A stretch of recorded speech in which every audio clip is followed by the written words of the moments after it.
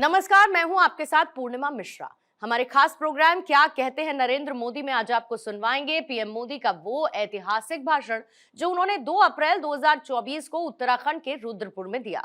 अपने भाषण में प्रधानमंत्री ने कहा कि देवभूमि उत्तराखंड के प्रति बीजेपी का जो प्रेम है, जो अपनत्व है, वो जग जाहिर है। हमें उत्तराखंड को विकसित बनाना है, सबसे आगे लेकर जाना है और इसके लिए केंद्र की भाजपा सरकार कोई कसर बाकी नहीं छोड़ रही है।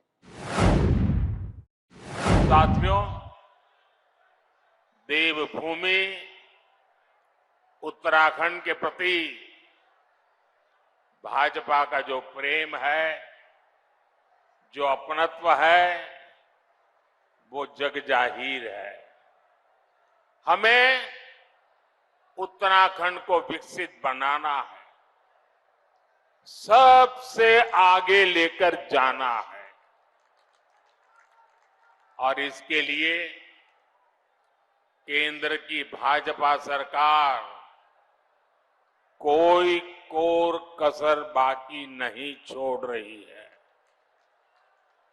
बीते 10 वर्षों में जितना विकास उत्तराखंड का हुआ है, उतना आजादी के बाद के 60-65 साल में भी नहीं हुआ है। आज उत्तराखंड हर प्रकार की आधुनिक कनेक्टिविटी से जुड़ रहा है।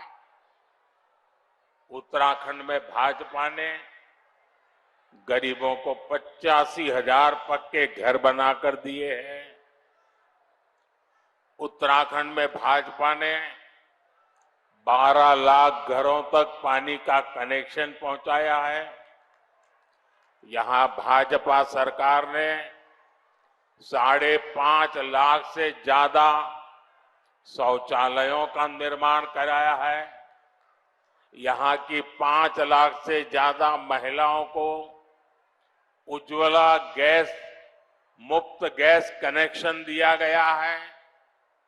यहां करीब 3 लाख लोगों को स्वामित्व योजना के तहत उनकी प्रॉपर्टी के कार्ड दिए गए हैं।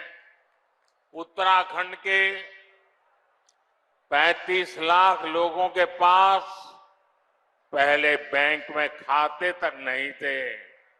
भाजपा सरकार ने 35 लाख लोगों के बैंक खाते खुलवाए हैं, उन्होंने बैंकों से जोड़ा। भाजपा सरकार ने उत्तराखंड के छोटे किसानों के बैंक खातों में 2,200 करोड़ रुपए से ज्यादा सीधे भेजे हैं। भाइयों बहनों, ये सूची बहुत लंबी है, लेकिन मैं इसमें आपका ज्यादा समय नहीं लेता। लेकिन इतने सारे काम कैसे होते हैं? जब नीयत सही होती है, जब नीयत सही होती है तो ऐसे ही काम होते हैं। और इसलिए मैं कहता हूं, नीयत सही तो नतीजे भी सही। साथियों, आप जानते हैं कि मोदी ने भारत को दुनिया की तीसरी बड़ी आर्थिक ताकत बनाने की गारंटी दी है।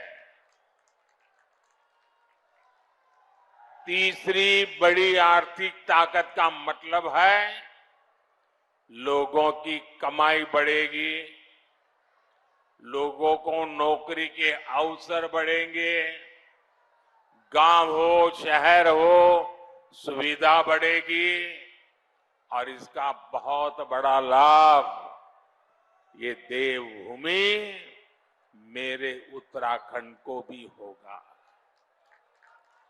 और आप जानते हैं मोदी की गारंटी यानी गारंटी पूरा होने की गारंटी।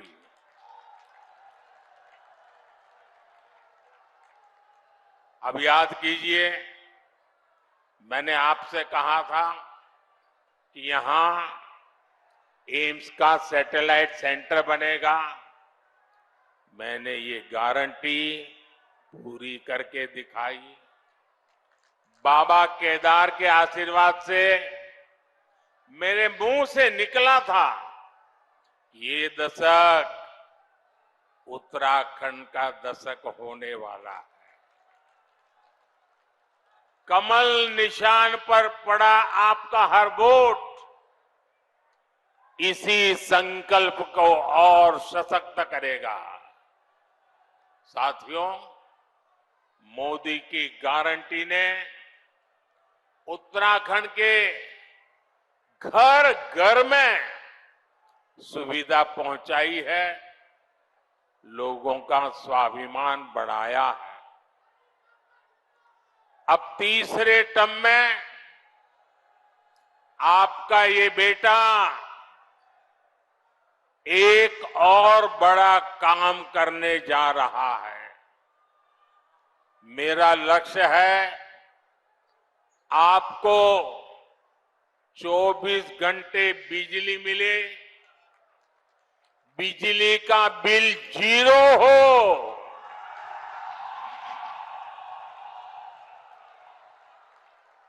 बिजली का बिल 0 हो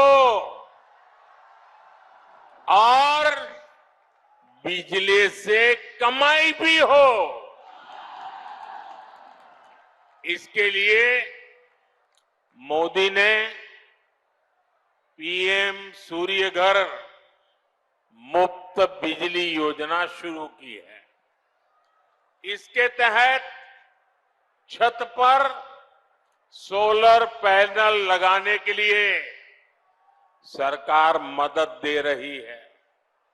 इससे जो एक मध्यम वर्गीय परिवार होता है, जिसके घर में 3-4 पंखे हो, 1-2 एसी हो, वॉशिंग मशीन हो, रेफ्रिजरेटर हो, एक छोटी सी इलेक्ट्रिक व्हीकल के चार्जिंग की बात हो, तो करीब करीब उसको 300 यूनिट बिजली खपती है। ये 300 यूनिट तो मुफ्त मिलेगी और जरूरत से ज्यादा जो बिजली होगी उसको सरकार खरीदेगी और आपको उससे कमाई होगी।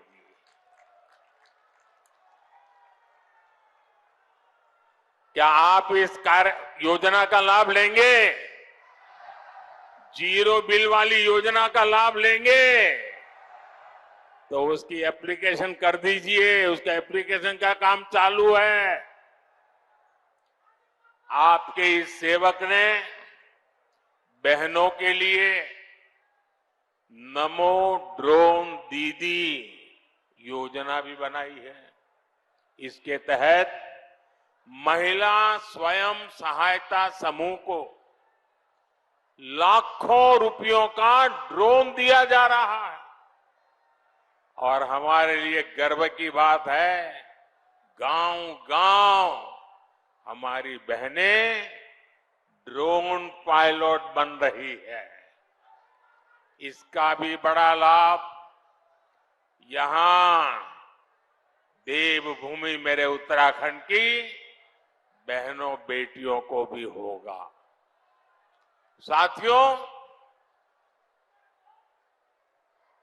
आपको लगता होगा इतना सारा काम मोदी कर रहा है,